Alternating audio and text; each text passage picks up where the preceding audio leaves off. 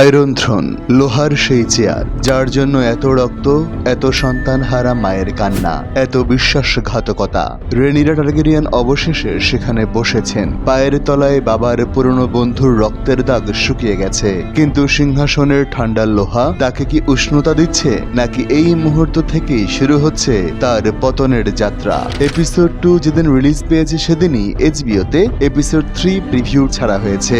আজকের ভিডিওতে এই প্রিভিউ ট্রেলার থেকে অনুমান করার চেষ্টা করব আগামী সোমবারে যে এপিসোডটি আসবে সেখানে কি কি দেখানো হতে পারে। এপিসোড 3 এর প্রিভিউ ট্রেলার দেখে যা বুঝলাম, এই এপিসোডে তেমন কোনো বড় ব্যাটল নেই, কোনো ড্রাগন যুদ্ধ নেই, কিন্তু এটাই হয়তো সিজন 3 এর সবচেয়ে গুরুত্বপূর্ণ এপিসোড। কারণ এপিসোড 3 থেকেই আমাদের চেনা জানা পরিচিত কোমল কঠিন আবেগে তৈরি রেনিরা টারগেরিয়ানের মনের ভেতর এমন একটা বিশাল পরিবর্তন শুরু হবে, যে পরিবর্তন একবার শুরু হলে আর থামে না। চলুন বিস্তারিতভাবে বলা যাক। এপিসোড 3 এর প্রিভিউ থেকে অনুমান করছি আমরা কুইন হিসেবে আয়রন থ্রোনে রেনিরার প্রথম দিনটি কেমন কাটছে সেই দৃশ্য এপিসোডের অনেকখানি অংশ জুড়ে দেখব।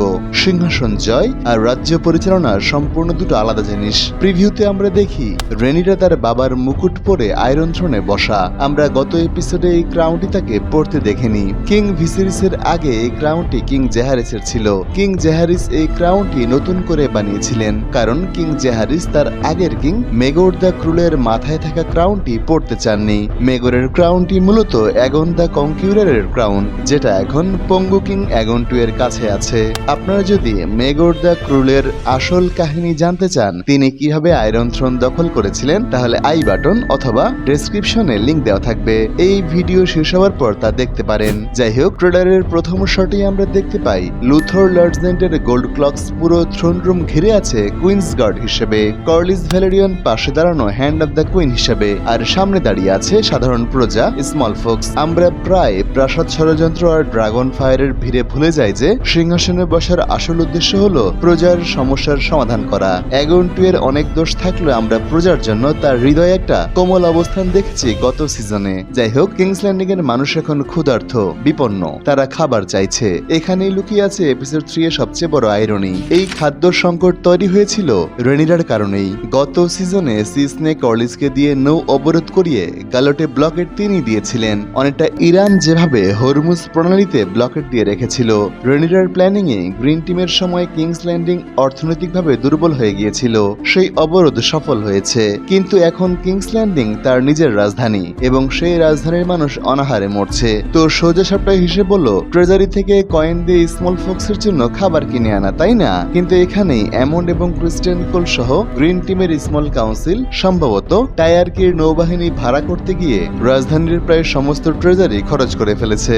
গ্রিন টিম রাজকোষ প্রায় সম্পূর্ণ খালি করে গেছে, অর্থাৎ রেনিরার ব্লকেট ভাঙার জন্য টায়ারকিরদের ভাড়া করতে টাকা খরচ করেছে গ্রিন কাউন্সিল। এখন রেনিরা ক্ষমতায় বসে টাকার অভাবে স্মল ফক্সদের খাবার দিতে পারছেন না। রেনিরার হাতে এখন শূন্য, রাজ্য শাসন করার জন্য প্রয়োজনীয় অর্থবল নেই তার কাছে।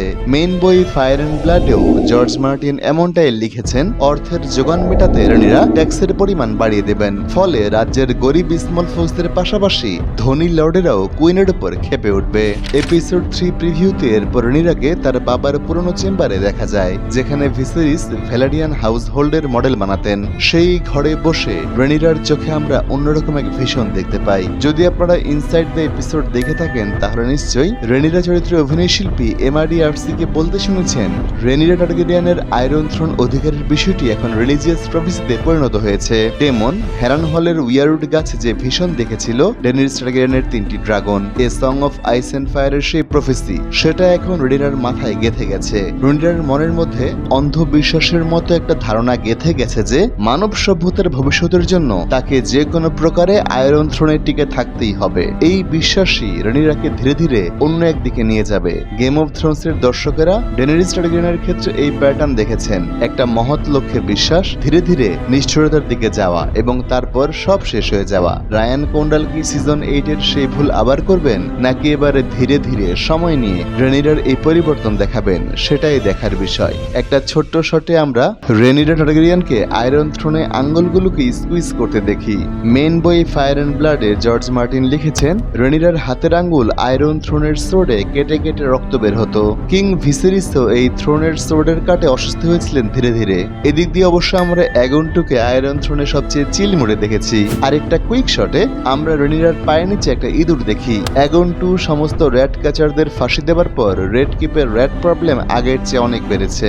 অন্যদিকে আরেকটা শটে আমরা রেনিরাকে তার অ্যালাইদের নিয়ে ডিনার টেবিলে দেখি। দ্বিতীয় এপিসোডে ডেমন যে লিভার লর্ডদের প্রমিস করেছিল কিংস ল্যান্ডিং দখলের পর কুইন্স ফিস্টে সবাইকে আমন্ত্রণ জানানো হবে, এটা সেই ডিনার টেবিল হতে পারে। তবে স্মল ফোক্সরা যখন ক্ষুধার্ত তখন প্রাসাদের ভিতর এমন উৎসব বিষয়টা ভালো দেখাবে না। আর একটা কুইক শটে মাইসেরি এবং কর্লিসকে দেখি আমরা। এর অর্থ হলো মাইসেরিয়াকে মাস্টার অফ হুইস্পার হিসেবে কিংস ল্যান্ডিং এ নিয়ে আসা হয়েছে। তবে এপিসোড 3 এর প্রিভিউতে ডেমন টার্গেরিয়ান সবচেয়ে গুরুত্বপূর্ণ প্রসঙ্গ তোলে। রেনিরার ক্লেম এখন পর্যন্ত ফুল প্রুফ নয়, কারণ গ্রিন টিমে আরো একজন সিংহাসনের দাবিদার আছে যার নাম ড্যারন টার্গেরিয়ান। তাকে হত্যা করতে হবে। প্রথমত ড্যারন টার্গেরিয়ান রেনিরার নিজের সৎ ভাই, অ্যালিসেন্টের ছোট ছেলে, যাকে বলা হয় গ্রিন টিমের সবচেয়ে ভালো মানুষ, বুদ্ধিমান, মার্জিত, সৈন্যদের প্রিয়, যে কিনা অ্যাগন 2 বা অ্যামন্ডের মতন বেয়াদব নয়। কিন্তু তার ড্রাগন ট্রেসাডিয়ন দ্য ব্লু কুইন আছে বলেই অরমুন্ড হাইটাওয়ার এবং পুরো গ্রিন টিম ড্যারনকে বর্তমানে তাদের নেতা ভেবে যুদ্ধ চালিয়ে যাচ্ছে।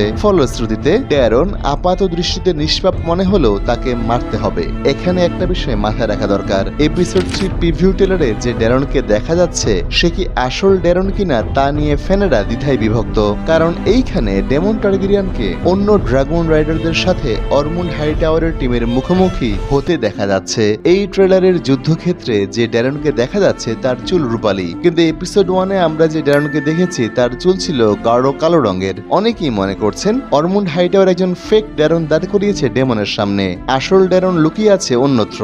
এই সম্ভাব্য টুইস্ট সত্য হলে ডেমনের কথায় রেনিরা যদি অন্য কোনো বাচ্চা ছেলেকে ড্যারন মনে করে মেরে ফেলে তবে এটা রেনিরার ক্যারেক্টার আরকে আরো বেশি পাগলামি অ্যাড করবে। তবে এই দৃশ্যে আমরা 3টা বিখ্যাত ভ্যালেরিয়ান স্টিলের তলোয়ার একসাথে দেখতে পাবো। ডেমনের হাতে ডার্ক সিস্টার, অরমুন্ড হাইটাওয়ারের হাতে ভিজিল্যান্স, আর স্যার জন রক্সটনের হাতে অরফান মেকার। এদিকে আমরা কিংস চেম্বারে দুই বান্ধবীর কিছু হার্ড হিটিং সংলাপ শুনি। অ্যালিসেন্ট হাইটাওয়ার মূলত রেনিরাকে সতর্ক করার চেষ্টা করছে যে কিভাবে আয়রন থ্রোনের অহংকার অ্যাগন 2 এবং অ্যামন্ডের মতো কিংদেরকে করাপ্ট করে পাগল বানিয়েছে।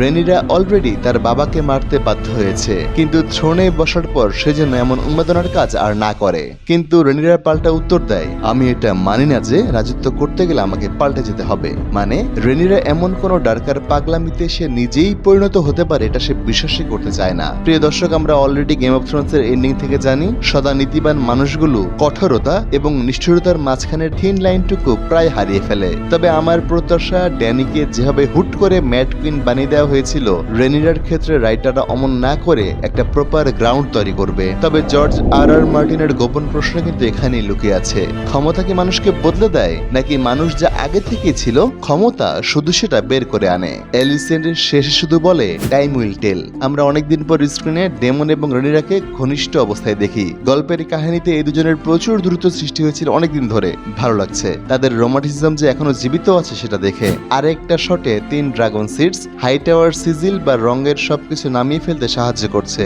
সম্ভবত এইখানে 3 ড্রাগন সিডসকে নাইটহুড উপাধি দেয়া হবে।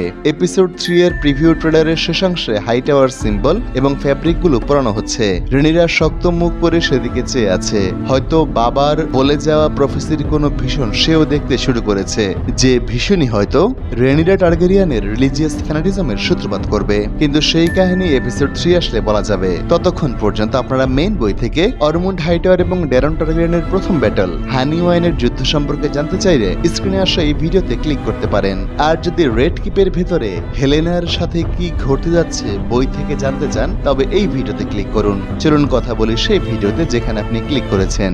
আজকের মতো বিদায়, টাটা।